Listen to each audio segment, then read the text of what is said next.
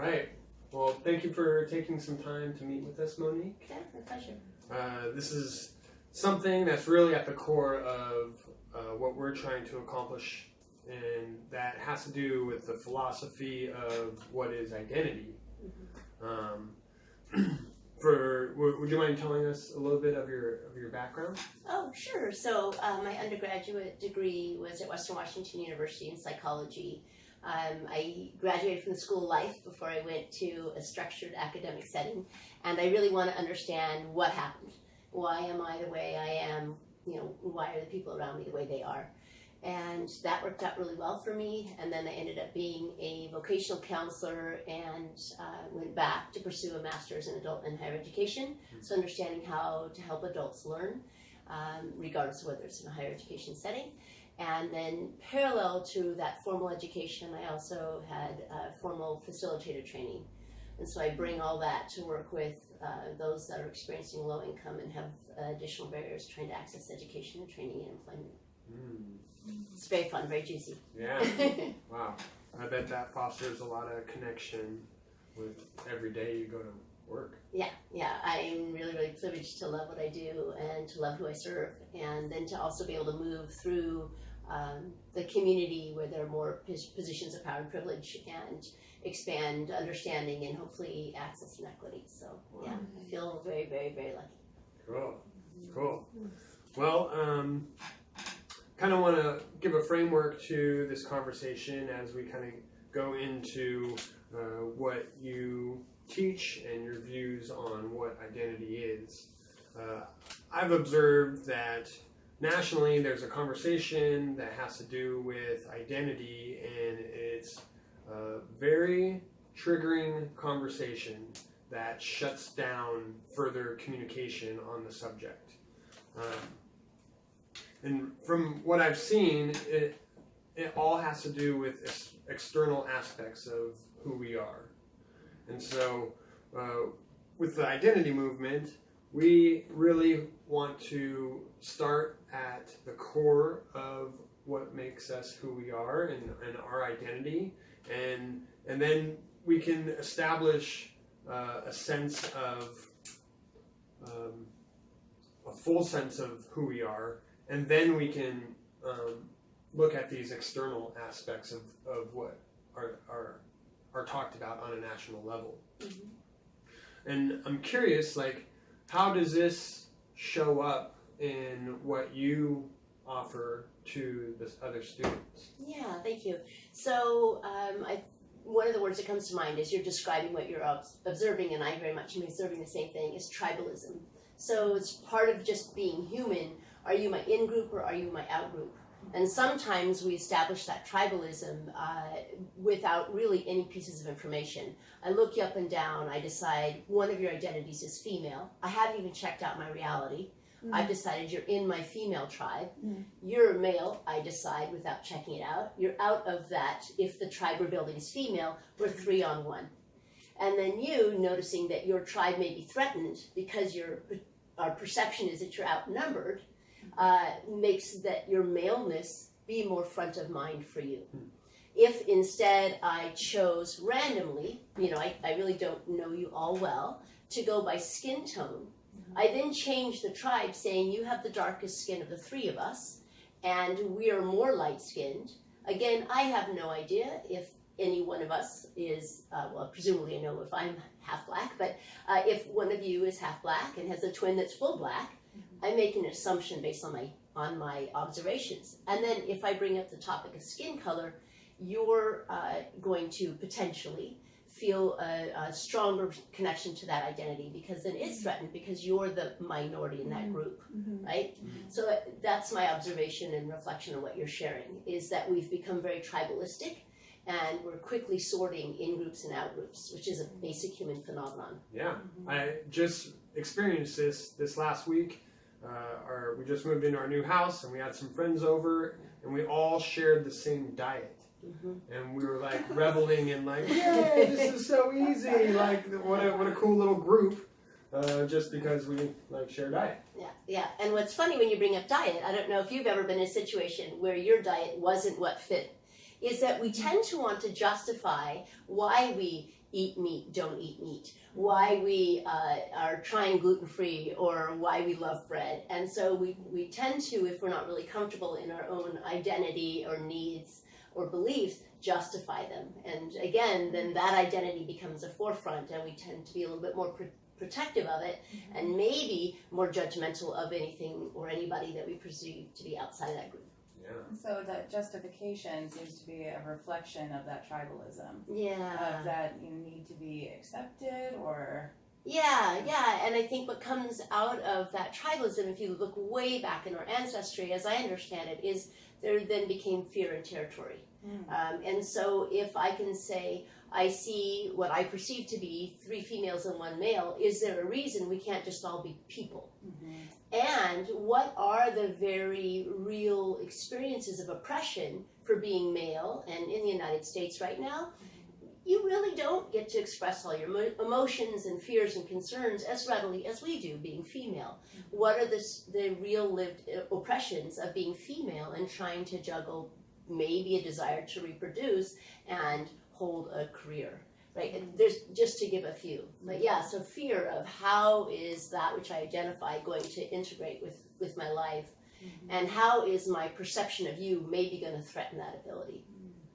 This seems to be reinforced through advertising and things like identity politics, where the tribalism is pushed even further so that it becomes forefront of our mind. And Yeah, and we can't help but believe the stories we're programmed to hear, right? So from a very young age, you have some type of a caregiving situation in which you were raised, and there was messaging that was both explicit, spoken, we don't do this, you aren't supposed to do that, and implicit by modeling.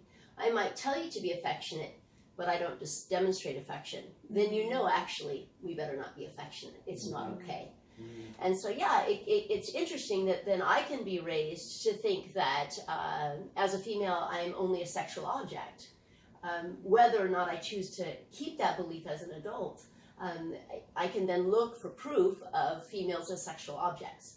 Or in the case of being African American, if you look at movies and you listen to music, and media and advertising, we're often showing very, very, almost hyper-strong males. Only more recently are we seeing black males modeling suits and showing more of a privilege and power that's more traditional. And so then as a young black person growing up, I might see that my physical strength is one of my most important assets. And in seeing media and criminalization, I might start to think, is there in me a shadow self that is that? Which is true for all of us. We don't need to be dark-skinned to worry about our shadow selves, because we all have sort of the opposite of who we are available if we need it, as an ally, but less constructively as almost an enemy to ourselves and others.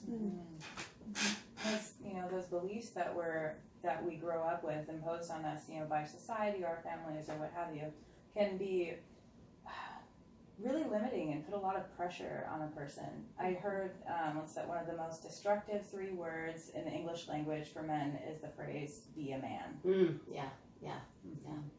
Yeah, because then all of a sudden I'm trying to fit myself in a box of one of my identities. But what if I am a creative male? Or what if I'm a paternalistic male? I'm so much more than one identity. And Justin Ford does a fantastic TED Talk. I believe it's called Pedagogy of Identity or something like that. But Justin Ford TED Talk, he talks about how we have multiple dimensions and that each are strengths. And we really, kind of like I talked about in the beginning, some of them rise to the forefront and some of them regress. And then some of them, of course, we repress. So as a single mom entering into the workforce, I checked that at the door. In the meeting, I didn't say I can't keep meeting because I need to go pick up my kids, because I was concerned about the impact that would have on my career. And so some identities we simply just don't bring up out of fear that it's going to cost us too much to express them. Now, I've noticed for myself, I was raised in a very religious household, and so that was really like my identity until I broke away from that. And dove into drugs and alcohol, really like lost myself and didn't really have a sense of who I was. I was just very much in the moment about experiencing really high highs. And once I pulled myself out of that, realized that I needed like a core to attach my all these different like personas that you were talking about to. And for me that the core of that is my values and like what do I value in my life. And from that I was able to attach things and kind of tether all the way out.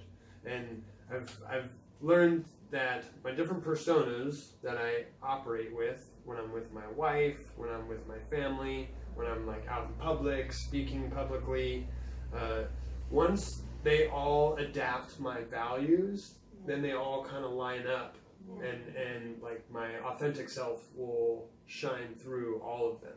Yes, yeah. So with that, like, what kind of structure have you worked with that can give like a new student that you've come across something to like grab a hold of and be able to organize all these different aspects? Well, one of the things that you bring up that I think we've probably all experienced to some degree is what I call pendulum swing. So if I'm raised in religion, this has been provided to me. This is, really all of us parents inadvertently or very intentionally indoctrinate our children. We want them to be successful. We've decided what success looks like. And most of our parents are in the good faith doing the best they can, right? And so here you've been given this set of standards, and then at some point you looked at those standards and said, these are not my standards. What we tend to do as human beings, both individually and then collectively as a society, is do these big pendulum swings. They're very reactive.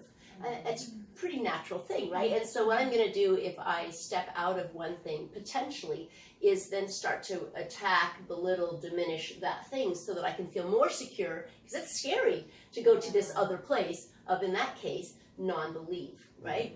And so what one hopes is to take a look at what are the strengths of that which you left behind, because it's very easy to unpack and dismantle something and then think that the mission is actually to basically destroy it. And so instead to say, what role does faith bring, regardless of whether you attach the structure and power of religion, and where do you actually probably still use faith, right? Loving, you mentioned being in a family, loving is a huge act of faith. I'm going to bust my heart wide open, and this is going to be something that I'm going to experience sometimes very, very wonderfully and inspirationally, and other times incredibly painfully. So it's the biggest risk we can take, right, is to love. So when you do a pendulum swing, one of the things I do with my students is I say, let's revisit that. And we talk about what's the narrative, how do we make meaning of that. And I think that part of this sort of knitting our nation and our world back together is to look at everything as a strength-based. And Harvard Business Review did a really nice job of this in looking at individuals and groups, particularly groups, with an asset lens. The story that I found really compelling in my own lived experience with this was when my mother was visiting a neurosurgeon down in Seattle, which was a couple-hour drive for me, and I was a single mom in school, working, and took my kids in tow with my mom in her wheelchair to this surgeon. And my mom was talking to this incredible surgeon, I wish I remember his name, and burst into tears and said, I feel useless. My daughter doesn't need one more thing to do.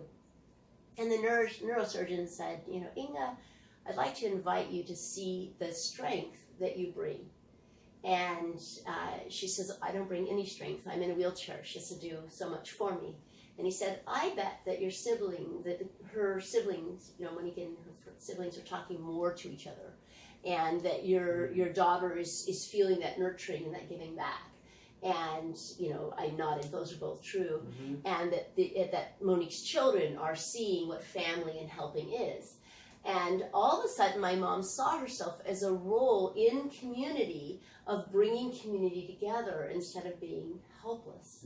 And so I really encourage us to look at every identity we have or have had, or the identities we interact with, is what is the strength they bring to the fabric of humanity.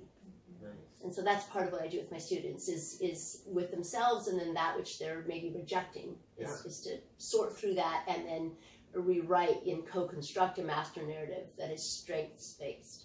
Yeah. And that really parallels with the identity movement and what we do. Because the idea is, we have so many of these labels that get slapped on us throughout our lives, some imposed, some chosen, but we're trying to empower and inspire others to start peeling off those labels and to do that inner work and just decide for yourself what qualities, beliefs, interests make up your identity as a person.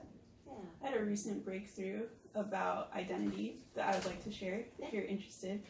So as a member of the LGBT kind of tribe, I get a lot of labels put onto me.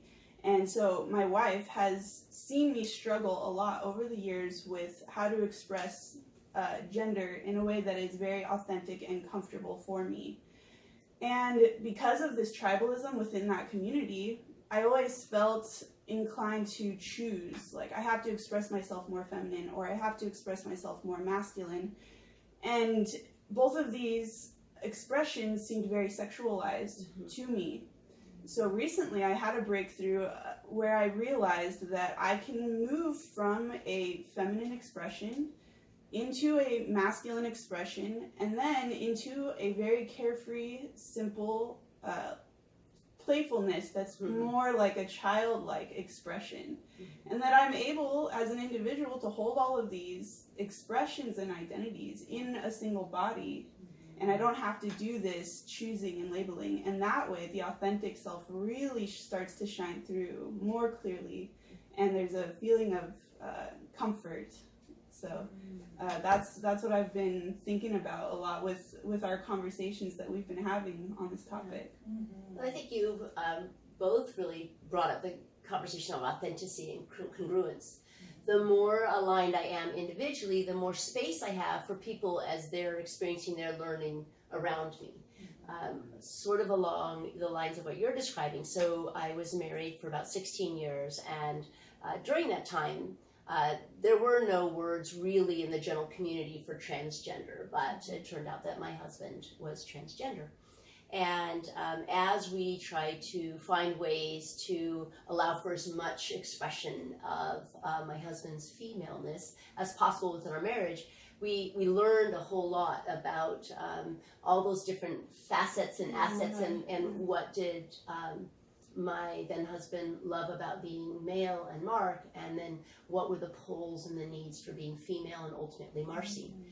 And what I came to realize is the more we got comfortable with our journey, the more we were able to receive people's questions that were sometimes really offensive, and just myopically focused on genitalia or things like that, and realize this is actually curiosity. And so if I can stay in congruence and I can keep myself well and vibrant, I have space to receive those things, as did Marcy. And Marcy did a great job of that in our community, of just really kind of receiving everybody where they were. And I really admire the courage of that. And then I also admire those of us that really take to task being well within ourselves, so that we can be part of the solution even as we're doing our own journeys.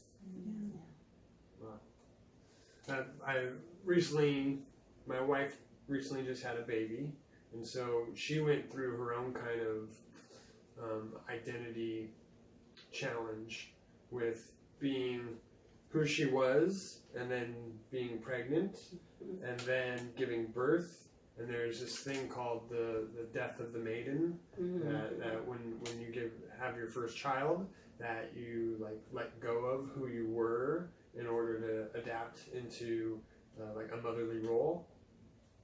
But in that really intense period, the needs of the child rose higher than the needs of the individual who was providing for the child.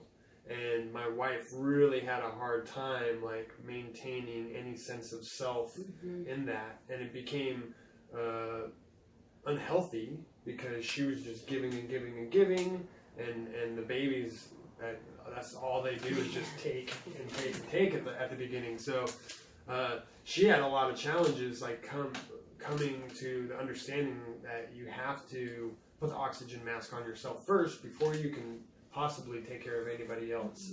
And through that whole episode, it was hard for me to stand back and watch this whole process, but I couldn't believe how intense it was for her, and that like every mother goes through this, and I've never heard it talked about. Yeah. Well, and then you run into a word that I find really challenging to negotiate in a healthy way, which is good. We end up with like, what's a good mother? What's a good father, right? And so then all of this programming, much of which we haven't brought to the forefront to look at, and then internally, am I a good mother? Am I a good father? And so what I do a lot with my students is I say, let's take that word and let's just put that over there for a while. And let's talk about, how can I be an effective mother? How can we be a constructive family that's not debilitating each other? And really looking at words good and bad as it's extremely dangerous words, because it doesn't let us have self-compassion and compassion for others and say, wow, as a mother, I'm finding I'm really struggling here. How can I be a more effective mother here? And unfortunately, when it comes to mothering, I found that my tribe became very factioned. And there were the working moms, and there were the stay-at-home moms, and there were the breastfeeding moms, and the bottle-feeding formula moms, and the bottle-feeding breastfeeding moms, right? All of a sudden, my tribe became a very unsafe place to be. And what I realized was at the bottom of all that was the sense of what's a good mom. And so it sounds like you both really had that open, curious approach of how do I put an oxygen mask on, when really, in the beginning, that infant really isn't contributing anything except that incredible bond that comes through the neurochemicals that happen when you look at that little baby, and that's such a great feeling. Yeah. It can only take you so far. I Yeah. didn't understand fatigue until I was a mom. Like, Yeah. you know, like I understand, like, you know, when they talk about sleep deprivation, right? Like, that is torture. I'm experiencing it. Yeah, so it's really cool that you were so mindful through that process. Yeah. Yeah, it's still something that we're like learning how to operate, but it was definitely intense during that like quick transition, because who she was to who she is now, and then all those expectations. Yeah. And I think this like Instagram nation that we're a part of now can really magnify that issue, because I mean all those expectations are now like in our pocket. Yeah. Well, and I think about younger males that I have had the opportunity to coach and understand that really talk about wanting to have a father role. And you don't get to be pregnant and you don't get to breastfeed, right? You're just physically, anatomically excluded from that experience.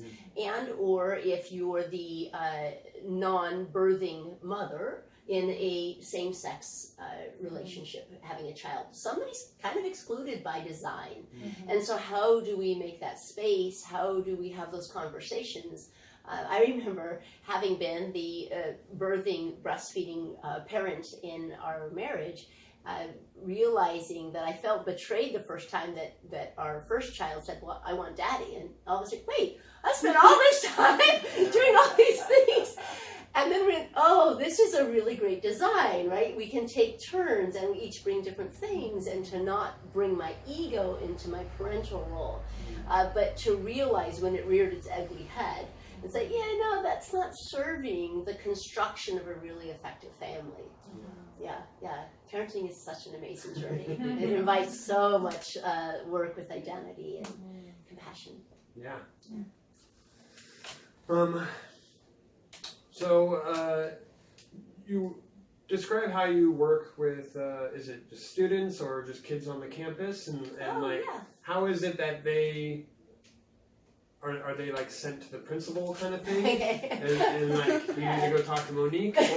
Or do they just gravitate and find you? Like, how's that process? So I originally worked with youth and students through WorkSource here in Whatcom County, and it was a fantastic job. And in that role, there was often a referral system, especially that built over time. A lot of it, though, thankfully, was word of mouth. It was young adults saying, go talk to Monique. She's cool. She gets Peers. it. Right. Yeah, so peers sending. And part of that's because I have a little bit of street cred. Yeah. Right? I had a chapter in my life where I lived in my car. If you're familiar with adverse childhood experiences, I have an ACEs score of 7. And so it just gives me a connected way of being with students and young adults. And so it was really a mixture, a lot of referral, but and that was for partner agencies and through peers, and it grew more and more over the time that I was there through peers, and I found it incredibly gratifying. Mm-hmm. I switched over to Whatcom Community College, where I work in the Basic Food Employment and Training Program. It's also known as BFET. And there it is a similar thing where students who are enrolled at Whatcom Community College or are considering enrolling at that college will refer each other, or instructors will notice that somebody's struggling. They might say, I don't have access to childcare, or, I became homeless over the weekend. So the faculty might refer, and the Department of Social and Health Services, DSHS, might refer people that are trying to access basic food benefits or childcare while going to school. So there's lots of different nodes. I also Skype into the local jail and work center and provide advising to those that are currently incarcerated. Wow. And talk to them. Yeah, I love my job. I love work. Yeah, and so then answering the questions of those that are currently incarcerated. Some of them are waiting to go to prison, and they'll be contained for a long time. Some are at imminent release, and asking them, what's working well for you, what's not working well for you. What are you going to do when you get out that's going to help you with that constructive future? And so sometimes they're looking at enrolling at Whatcom, sometimes at other colleges or universities, sometimes they're looking for employment. And so part of what I do is get very interactive with all the different resources. Whatcom County is phenomenal. Wow. And so then when people come to me, sometimes they'll come into my office and say, so-and-so sent me, and I'm not sure what you're supposed to do for me, but they just said go see Monique. And that's fun. And so I say, well, tell me about where you've been. So I would say that my role at Whatcom Community College and evenings and weekends in the community is to ask you open-heartedly, where are you from? How was that experience? Where are you now? How's that working for you? And where do you want to go? And so regardless of your answers, I can be an effective vocational counselor to help you kind of find that path. Nice. Yeah. And you could probably peel off, like, what is the parent story, like what is the religious story, and kind of like pull those apart and like help them self-identify. Yeah. So in my master's program, I came across Savikas, who's a researcher who came up with a life design paradigm, which is basically going through narratives and unpacking stories. There's also another professor that's done a lot of work on identity locally here at Western Washington University, Kate McLean, and she wrote a book called The Co-Authored Self, and how our narratives are just absolutely intrinsically co-created with family and communities. So we hear, Monique's good at that, or Monique's not good at that. As I'm growing up, I say, apparently this is something I can or cannot be or do. Or I can be a very strong self and defy those co-authored narratives and say, I'm not going to be that. And so, it's quite a journey. And so listening to people and asking them, why do you believe what you believe? What are the norms and what was modeled before you? And which roles have you chosen to basically disqualify you from being able to move forward? And then Harvard Business Review did a really fantastic article titled The Real Reason People Won't Change. And in that they talk about competing commitments. So it might be that I'm very aware that I love the role of mother, which is very true for me, and love the role of career professional. And sometimes those two things compete. And what do I do with those? How transparent am I about those competitions for my time and energy and resources? And how do I look with a solution lens to be able to find a way to build both?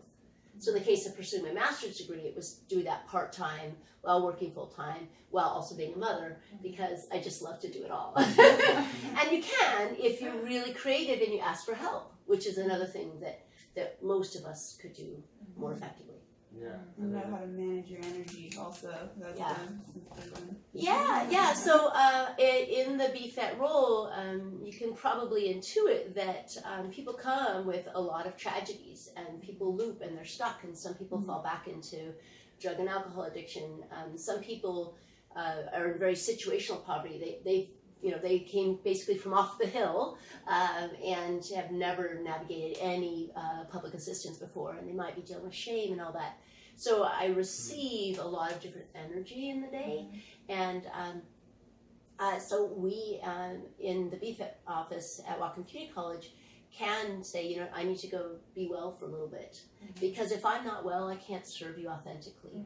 I can't come from a place that's really compassionate and wholehearted and able to build something that's really about you. It'll become about me whether I want it to or not. So being well is at the crux, I think, of every helping agency. My sister's a medical doctor up in British Columbia, and they've been increasing the amount of exposure and maybe even requirement of being participating in mindfulness workshops.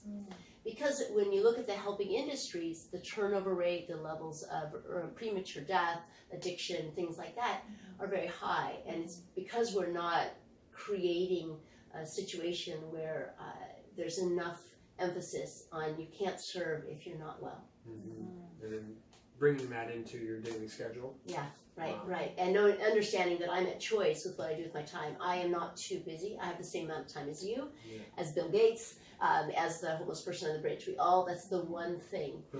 It isn't an equalizer, though, because if I am a quadriplegic, how much time it takes me to do basic hygiene is different than if I am fully mobile. So I don't like hearing that time is the equalizer, but it is the one thing we all have an equal amount to start with, in any given day. Quality, but not, or quantity, but not quality. Yeah, right. Because for some of us, if I take a bus versus having a car, the amount of time it takes me to get somewhere is different. But just realizing that I have time for that which I make important, right? And really looking at my life with the lens of choice. So that key point right there, I was just thinking about, because for my own journey, like pulling off those labels that were kind of assigned to me, you reach a point where you get to understand that you get to have choice over your identity. It prerequisites sexual preference, occupation, all these like external identities. But when we like come down into like our values, the principles we live by, the beliefs that we choose to have, that's where I think the core of the empowered individual comes from, is realizing that they have choice. Like, can you describe kind of those moments when you're able to work with your students or your clients, of once they like realize that point, and then you can kind of move, then they move in a different direction? Yes, and I would also say that there are some things that you actually don't have choice, but you have a choice what to do with them. I don't choose to be born female unless I take a faith-based approach that I've chosen this life and all the details in it, right? But if we just assume that I didn't have choice over being born female, which is my belief, or my sexual orientation, I am of the belief, based on the science that I have read, that I don't choose my sexual orientation. I may have a fluid sexual orientation, but that's really a lot about my biology. So within that, how do I acknowledge the systemic oppressions of some of my identities? We'll go back to being a person of color. So I can lose sight of being white. It's pretty easy to do because I'm the standard, I'm the norm, right? I am height weight proportionate. I can lose sight of what it's like to be height weight proportionate because I'm a fish swimming in this water and there's just no current pushing against that. So I forget that's part of what happens. When I smile at people when I walk through my world, they smile back at me. If I'm in a wheelchair, most people act like they don't see me. I'm invisible. So if we look at all of our identities with the choice lens, I think it's really imperative that we also look at systemic oppression. Because research really says that those systemic oppressions will shave years off our life and cause other things similar to the adverse childhood experiences, or any kind of oppression and stress and abuse really has a huge impact. Within that, understanding that some of us have that much higher degree than others, it's important, especially if you look at the oppressed, to build that choice or efficacy, to say, okay, yes, the system is rigged. Where are you going to find as much power as you can, and where are you going to challenge that which you have energy to challenge? Where are you going to find allies? And be really constructive in that.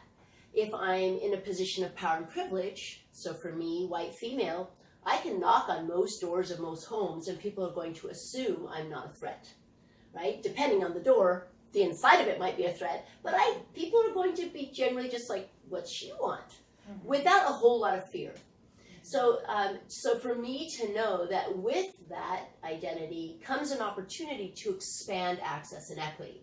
So as I move through my world with very little resistance on many of my identities, how do I use choice to say, where am I expanding my comfort zone to make space for others? So I think that's what's important when we look at choice, especially when we're in a role serving others, is to really firmly and constantly understand where I am contributing to systemic oppression and where I'm helping dismantle it. So there's that piece. And then within that is, okay, so I have one student that I work with who is working on not moving through his life with all of his threat perceptors up. He came from a childhood where who he experienced himself being was not made allowable by the people that raised him. And moved into a new environment, and basically first entered the environment kind of in this sort of posturing, what you're going looking for fights. Well, when you look for something, you find it. So kind of teaching him that he was in a less threatening environment and not looking for those things. And then talking to him about how can we build support and opportunity in a tiered system and have choice about how you react to these opportunities and barriers. And then build these sort of ramps and steps where some of us might be sort of subsidized the whole way up, and we don't have to build so many micro choices. If that makes sense. Mm-hmm. In that process, like, do you see the light bulb go off, or is it just these micro steps in this new direction that they then start feeling support and then start feeling safe and secure in their identity? Yeah. So I don't know if you're familiar with the Johari window, but in the Johari window, we start with unconscious incompetence. So, for example, at one point in time, none of us knew how to ride a bicycle. I'm going to assume you know how to ride a bike. We'll just go with that assumption. And so we didn't know how to ride a bicycle. We probably didn't even know what a bicycle was. Eventually, somebody introduced this activity to us, and we started trying to learn how to pedal. And at that point, we had conscious incompetence. Don't let go of the seat because I'm going to fall over. And so it takes a lot of intentionality to ride that bicycle. And then you get to the point where you're consciously competent. I can ride, but I'm not doing the look, ma, no hands kind of thing, right? And then eventually you ride a bicycle enough, and then there's a phrase that says, once you learn how to ride a bicycle, you can always jump on a bicycle and ride it. So then that takes us to inconscious competence. So with the students, a similar journey occurs. So some of us move through that and some don't. So one of my students, actually same student who came in very posturing, didn't understand that he was inviting the fights that were happening, didn't understand that it was him and his lack of curiosity and lack of compassion that was the fundamental problem moving through his world.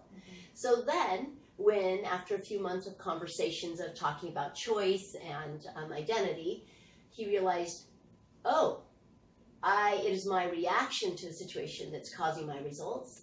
So then he moved to a stage of conscious incompetence. He described it as, I'm listening to myself go off and thinking, this doesn't work for me. I know this doesn't work for me. Why am I still doing it?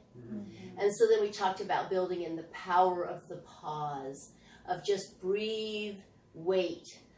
And a phrase that I really enjoy because it resonates with me is, don't just do something, stand there. Yeah. Right? So just take a minute and get centered, take deep breaths, whatever you need to do.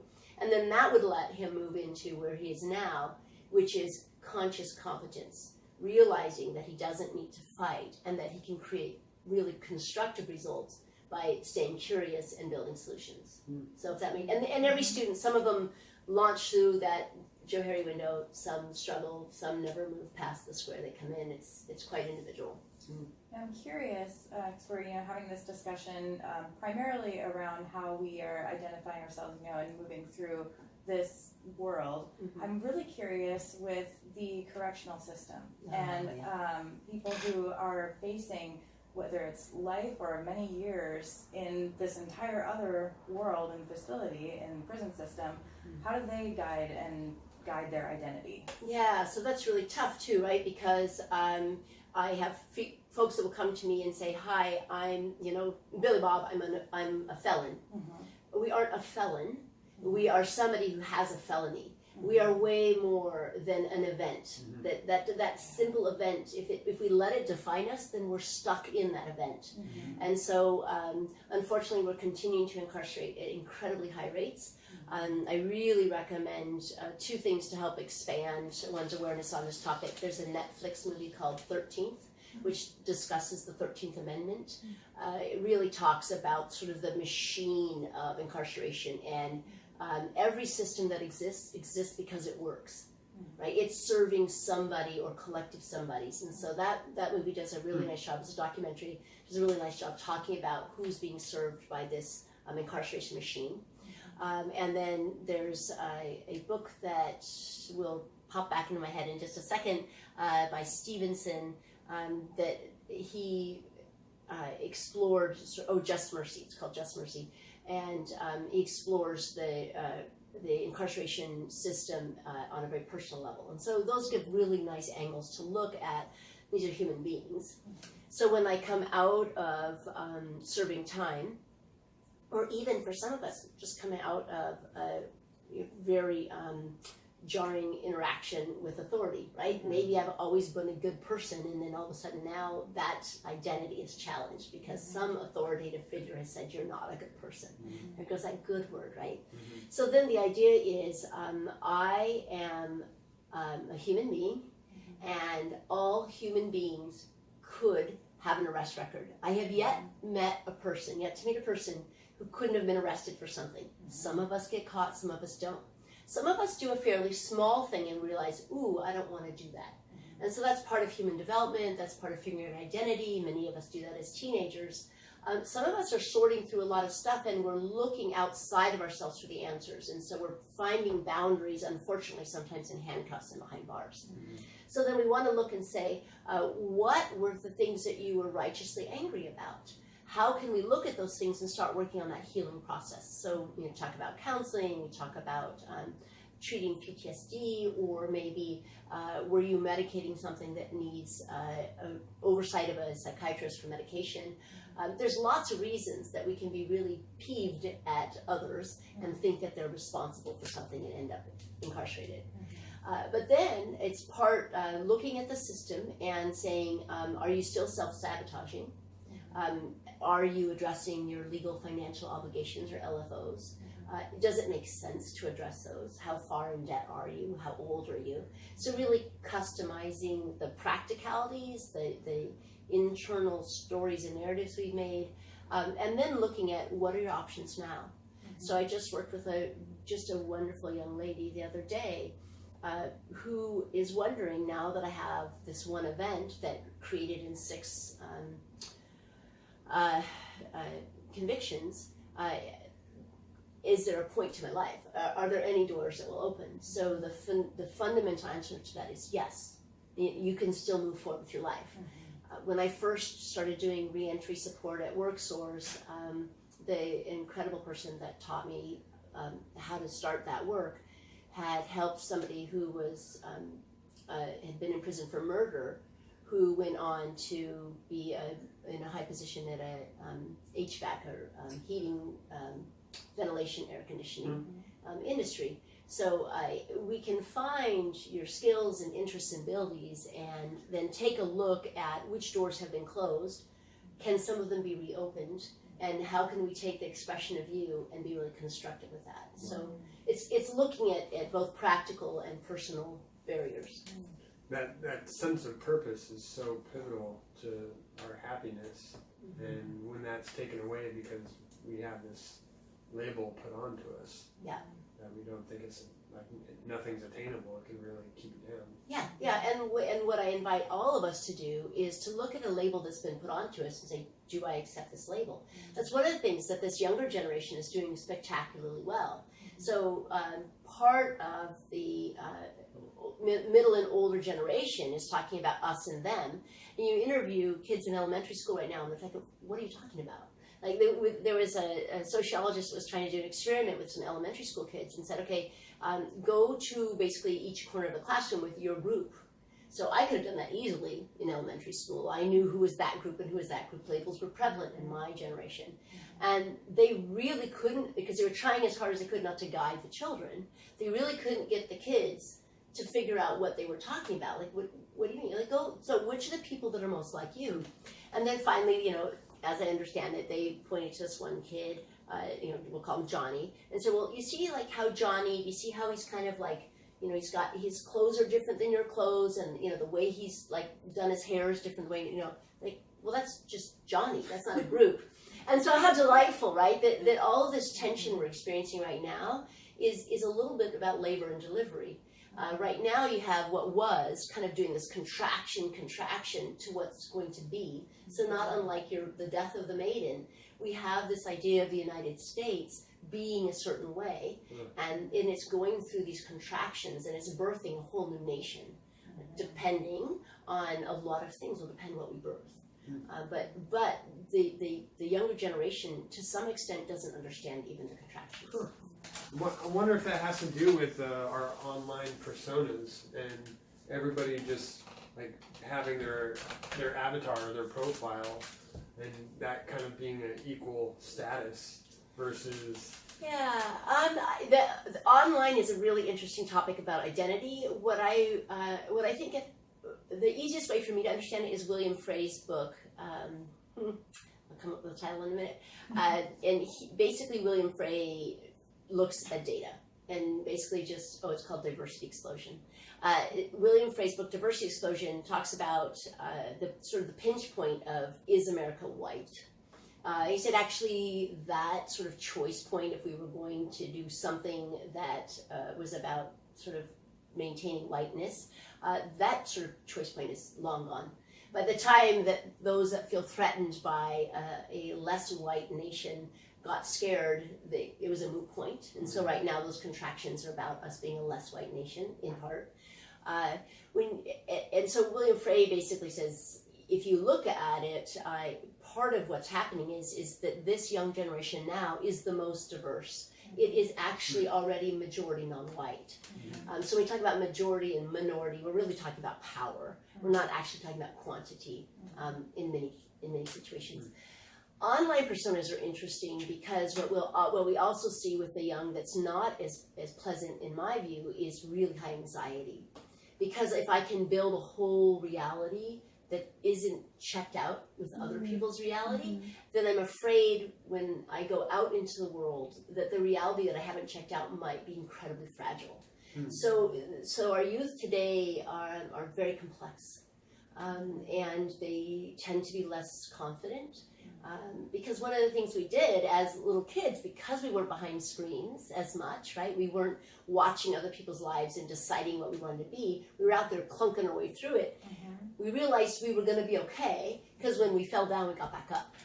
At the same time, I see a beautiful potential with the social media. If we could get through this stage of like the anxiety stage of like everybody's judging us and we're judging everybody, really what we have is everybody has an equal amount of space to express themselves. And if we built a culture of everybody living to enrich the rest, the rest of everybody else, and you visit to see what they are offering to the world, and then you find what you have to offer to the world, and we build this culture of everybody has something unique to offer. Yeah.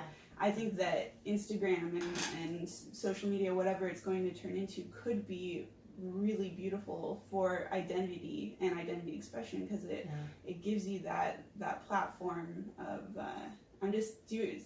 This is what I have to offer, you know. Well, and it bears witness, right? Yeah, so it is no exactly. longer the powerful controlling what the information is being shared. So I can bear witness to any event in my life.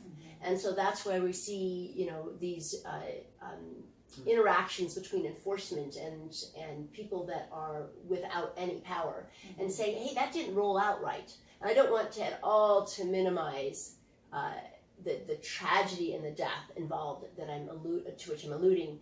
I just have a lot of compassion for all of the humans involved. I have compassion for officers that are raised in a culture that you know, basically squelches their humanity. And then I have a lot of compassion to those that are raised in a culture where they're not even safe walking down the street.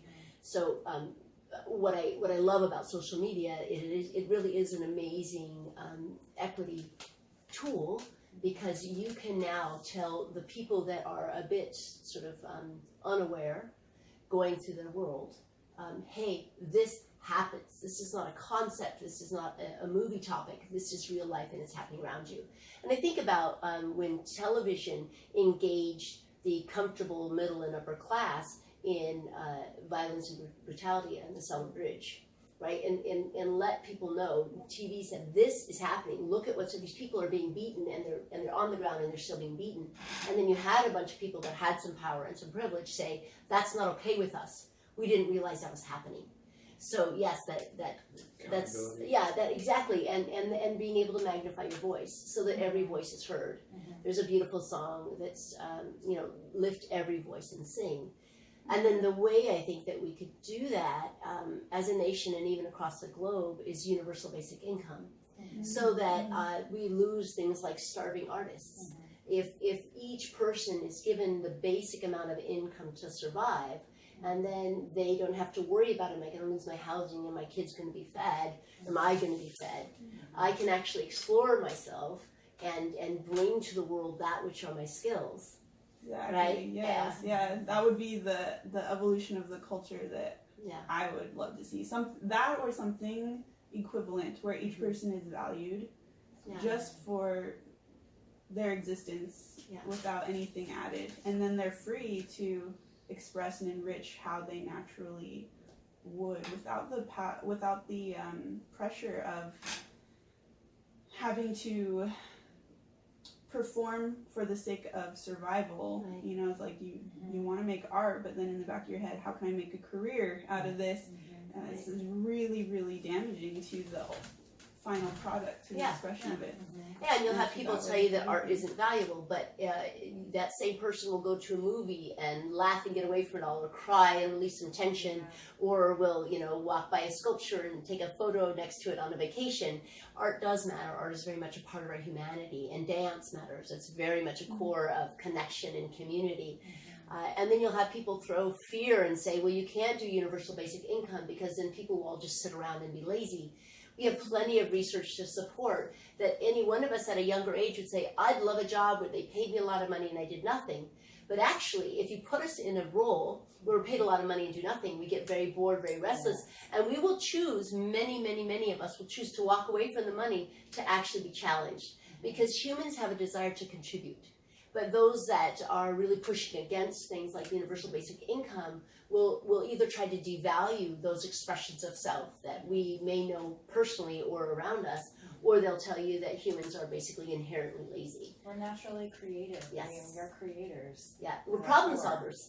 Yeah, if you get a group of us together, our brains will work on problems, and that our brain will continue to try to find an answer, even if you walk away from the question. And you'll notice that when I haven't thought of a book title, I said, it'll come in a minute. Because as I keep talking and listening, my brain wants to figure that answer. Boop, there you go. And so I just let that work process. And it's important for us to know that we are naturally problem solvers, and there is a humanity about us. There are some human universals about us that would let us really shine with something like universal basic income, where we all got to bring those techniques and skills and interests and passions. With the Identity Movement, our goal is to form mutual aid groups in our community to do just that, to start providing for our basic needs and relieving the pressure of needing to go to a job to get a paycheck in order to buy groceries. What if we just start growing our own food and we relieve that need to make that much money in order to get our basic needs met? And so creating a community that we don't have to work 40 hours a week or 50 hours or 55 hours in order to feel like we're getting ahead. Because right now we're still so dependent upon the structure because it's all we have. But if we can start taking that dependency back from that larger socioeconomic structure and start funneling that back into each other in our local communities. Is it possible to start doing that before we've been granted universal income? Basic, what is it? Yeah, universal basic income. Yeah, it's interesting, right? So if you look at that we, the four of us, are part of the system, right? The system that's currently in place. How are we part of the solution and how are we part of the problem? I believe there's no neutrality, because neutrality basically lets me be complacent. And so if I know that each decision I'm making is part of the solution or part of the problem, and I've identified and framed the solution or problem in my world, then I can be more intentional about the choices I make. So how much am I consuming? Do I really need more of that, or another of this, or this in another color, or so where am I checking my consumption, and where am I listening internally to what need am I actually trying to fulfill by buying another shirt? Do I not feel beautiful? How can I feel beautiful without buying another shirt, right? And so where am I contributing to that? Where am I not opening up my home to have more people come in and be vulnerable and to be heard and validated and supported, so they go out and they're a force multiplier to go out and give that space and grace and love? So how am I contributing to being loving and compassionate? And so there's reduce of consumption, there's reusing what I have, and there's bringing love into my interactions. So that goes back to the 40-hour work week. If I am in a 40-hour work week, because in this present system, that's what we have, by reducing and reusing, I have more money to have more choice. A book that's phenomenal on this is by Lynn Twist, called The Soul of Money. And what she introduces is that money is simply a tool. We sort of almost deify it or glorify it as a thing in and of itself. But it actually is a completely human construct. It's absolutely abstract. But if I look at how do I make choices aligned with my values so that I can leverage the tool of money more effectively and make space for others, so then how do I go with that framework to my job and say, this job exists for a reason. How do I do this job wholeheartedly in service to my well-being and to others that interact with that job? And then work on reduction and then work toward this. Because the 40-hour work week was part of a labor rights movement that was supposed to keep going down. It started higher. I can't remember, I think it was 60. I don't remember where it started as a conversation, but we weren't going to stop at 40 hours of work week. So why did that conversation stop? Well, maybe it was complacency. We got busy doing other things. And how do we stay part of those conversations? So one thing I invite everybody to do is vote. If you have your voting rights taken away from you, find out how to get them back. If you haven't registered to vote, ask somebody how, right? Google it. Because we are, again, either part of the problem or the solution. And if we're not voting, if we're not looking at how our voice matters, we're not using the most effective tool in our design of democracy. So so then we build universal basic income by living it and creating it as each being part of the system. Well, we've really enjoyed our time with you today. Thank you. We're we've put together a holistic self-assessment, and we've reduced it down to 2 pages now, just to really simplify it, but a real step-by-step guide on how somebody can assess themselves and look at those core aspects of our identity to like build on. Wonderful. I would love to fly that by you and then kind of get your feedback and maybe a follow-up video. Yeah, that sounds exciting. Yeah, the more people that are expanding their comfort zone and having conversations and being mindful and present in their own lives, I think the more that we're working toward my ultimate goal, which is world peace. Dream big. Thank you very, very much. Thank you so Thank you much. so much.